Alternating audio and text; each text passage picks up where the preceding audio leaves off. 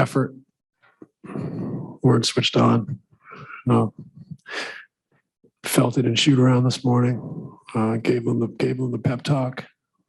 That this is a trap game, and that they would play hard and they would compete the entire 48 minutes. And we took it for granted. It took us, a big hole and a poor half for us to figure it out. Steve Nash warned the Nets about the dangers of underlooking an undermanned Blazers squad that's just 26-42 on the season. His team, however, fell into that trap in the first half, trailing 75-62 heading into the locker room, and by as many as 18 on the night.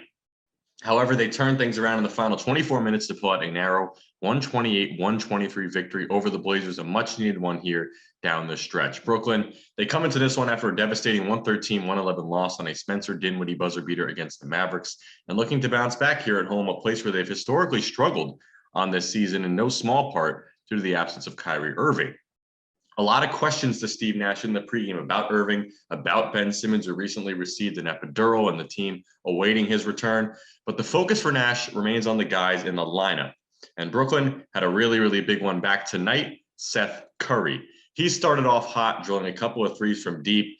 And Andre Drummond commanded the inside of the paint. And Kevin Durant, he did, well, Kevin Durant things. The Nets generated some easy buckets, dropped 34 in the first quarter. Things are looking good, except for the fact that the Blazers dropped 33 themselves, capitalizing off some sloppy play and lackluster defense on Brooklyn's part.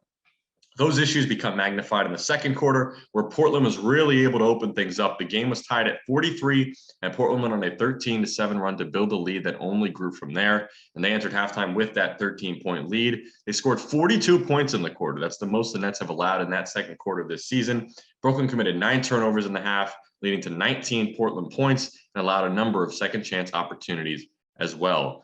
Halftime was, I was a little upset. We didn't come to play, and we only played one half tonight, and we were just lucky that it was good enough to win the game. A common theme in the postgame was the lack of energy, lack of focus, and almost the exact opposite of what Coach Nash preached in the pregame. He said he wasn't happy, very bluntly, in the locker room, and it clearly led to a change in the second. The Nets trailed by 14, 90-76, before going on an 11-0 run. That expanded into a 20-4 stretch, with Bruce Brown adding a huge spark on both ends of the floor. And as a team, the Nets shot 72% in the third quarter. A number of different players entered the equation to tie this one up at 101. That energy from the third carries right into the fourth. The Nets opened up that frame with a 10-0 run, capitalized by back-to-back threes from Curry, who again missed these last 3 games with ankle soreness. Such a big piece to have back. Cam Thomas goes on a little run himself, one of 5 Nets players to finish in double figures after scoring 21. His first 20-point game the last time the Nets and Blazers played, a loss for the Nets. And he also added 5 boards, and then a few huge moments down the stretch. Steal and score from Brown, 3 missed free throws from Justice Winslow. He was 0 of 5 from there on the day, and a Nick Claxton tap in. That all seals the deal. 128-123 final for the Nets.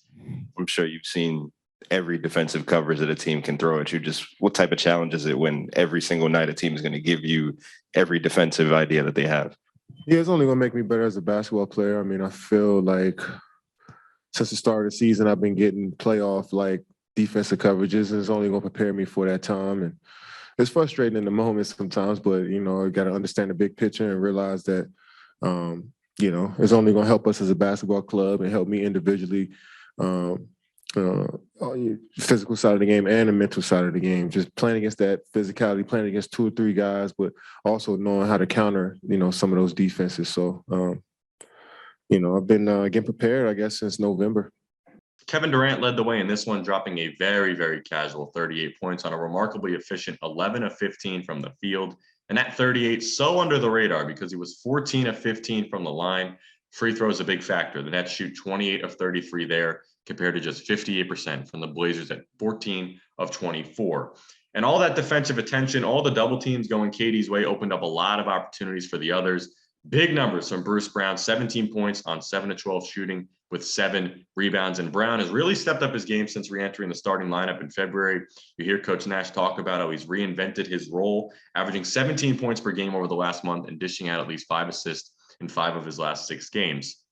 Bruce is huge. He comes to compete every night. He's physical. He fights. He finds a way on offense, and he leads us defensively. So his competitiveness is integral to our team, and it was on display tonight. Huge night for Andre Drummond too. 17 points, 9 rebounds. He'd been averaging 14 per game with 10.7 boards over his last 5, including 3 double-doubles. He falls one short tonight, but makes some big contributions nevertheless. Dragic also falls 1 point shy of a double-double, following up his best game in a Brooklyn uniform with 21 against Dallas, 9 points, 10 assists tonight. Nick Claxton, another big night too. He stepped up a lot with LaMarcus Aldridge on the sideline since March 8th. And Coach Nash called him a really key, unique profile for this team, a younger, more athletic build that the big men really need for this team. And then, of course, Curry. He was a prolific scorer, returns to the floor with 27 points, a personal best since arriving in Brooklyn. 9 of 14 from the field, 7 of 11 from deep. And Coach Nash talked about his impact in the postgame, saying that while he certainly didn't want to give him this many minutes in his return, he had 38. Winning the game was just a little bit more important. He's just a really good NBA player. He's an elite shooter, can score off the bounce, can handle and pick and roll, and he has a high IQ. So he adds a lot to our team.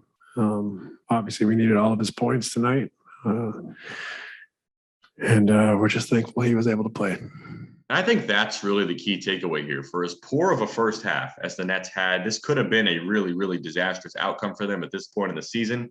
Something Nash was really clearly frustrated about was that first half, saying his team really only played one good half and got lucky. But the end result is what matters most. The Nets, they look to bolster their playoff seeding, and they'll need every one of these games, especially against a team like the Blazers. And the Nets, they do come out on top tonight. A 5th win in 6 games. They improved to 37 and 34 in the season and remain 2.5 back of Toronto in that 8th seed.